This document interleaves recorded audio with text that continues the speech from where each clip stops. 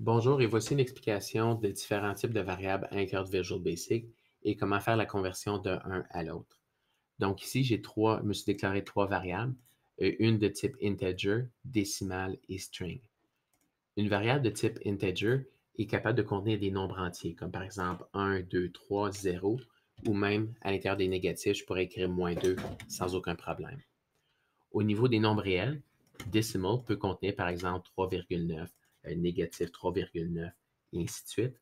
Et finalement, un string qui contient des chaînes de caractères, comme par exemple bonjour euh, ou n'importe quel texte.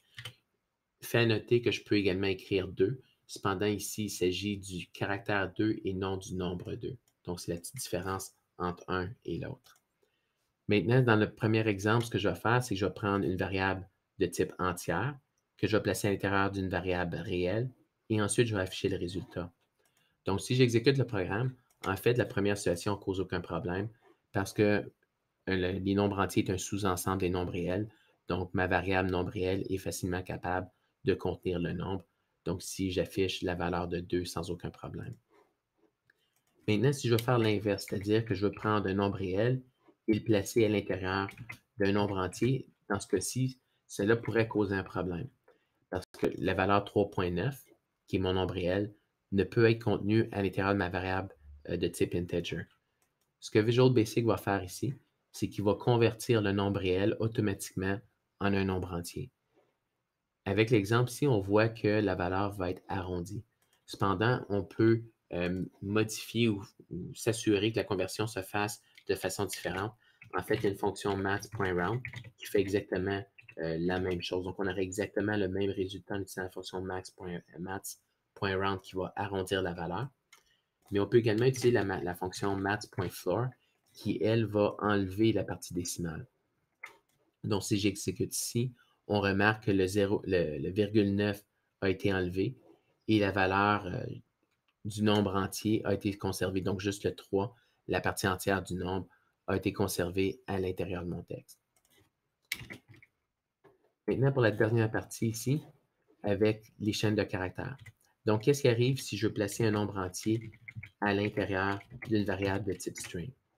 Donc, dans ce cas-ci, le nombre entier est égal à 2 et je veux le placer à l'intérieur, puis je veux juste le replacer un texte différent ici. Là. Donc, je veux placer le nombre 2 à l'intérieur d'une chaîne de caractères et j'affiche mon résultat à la fin. Par défaut, Visual Basic va quand même faire la conversion, c'est-à-dire qu'il va prendre le nombre 2 et il va l'afficher. Cependant, ici, il ne s'agit pas du nombre, mais plutôt du caractère 2. Je peux également faire certaines opérations. Et ici, par exemple, j'essaierais, par exemple, de prendre le caractère 4 et je l'additionne à un nombre entier. Donc, dans ce cas-ci, il va faire la conversion pour faire l'opération mathématique. Ici, donc, il va prendre la valeur, en fait, le caractère 4, le convertir en un nombre et ensuite l'additionner avec la valeur 2. Donc, 4 plus 2 me donne la valeur 6. Cependant, si je voudrais afficher le nombre est suivi d'un message. Donc, dans une situation, en fait, je vais montrer peut-être juste un autre exemple avant.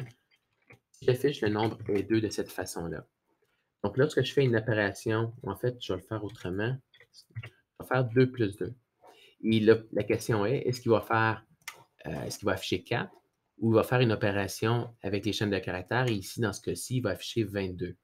22, pourquoi? Parce que l'addition entre deux chaînes de caractères, il va placer les deux textes un au bout de l'autre. Et c'est pour ça qu'il ne fait pas l'opération mathématique.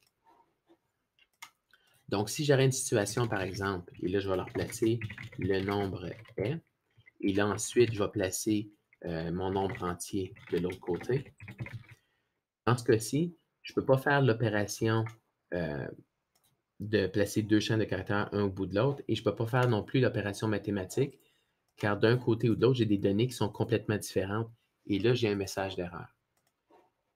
On peut facilement corriger le problème en utilisant la fonction toString ici.